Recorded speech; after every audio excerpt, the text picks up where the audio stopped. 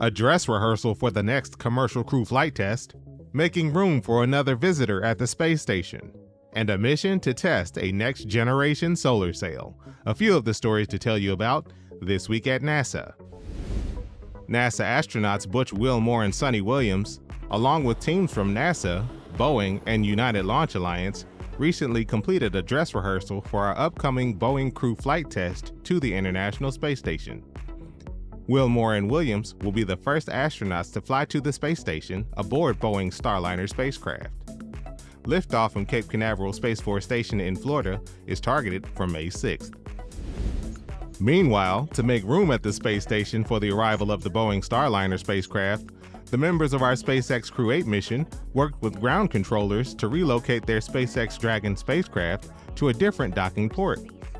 The move left the forward-facing port of the station's Harmony module open to accommodate the docking of the Starliner. The Advanced Composite Solar Sail System, or ACS-3, is a NASA mission that will test the use of a solar sail and the power of sunlight to propel a spacecraft. The tiny spacecraft was recently launched from New Zealand and is currently orbiting about 600 miles above Earth. It will undergo a 1 to 2 month commissioning phase. Then the mission team will set a date to unfurl ACS-3 solar sail. This mission could help advance future space travel and expand our understanding of our sun and solar system.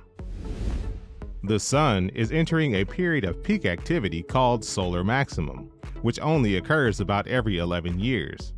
It presents an unprecedented opportunity for two of our Mars spacecraft, Maven and Curiosity, to study how solar flares could affect robots and future astronauts on the Red Planet.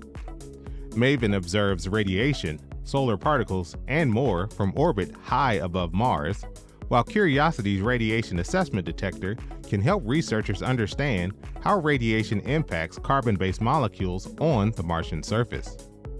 That's what's up this week at NASA. For more about what else we're up to, check out nasa.gov.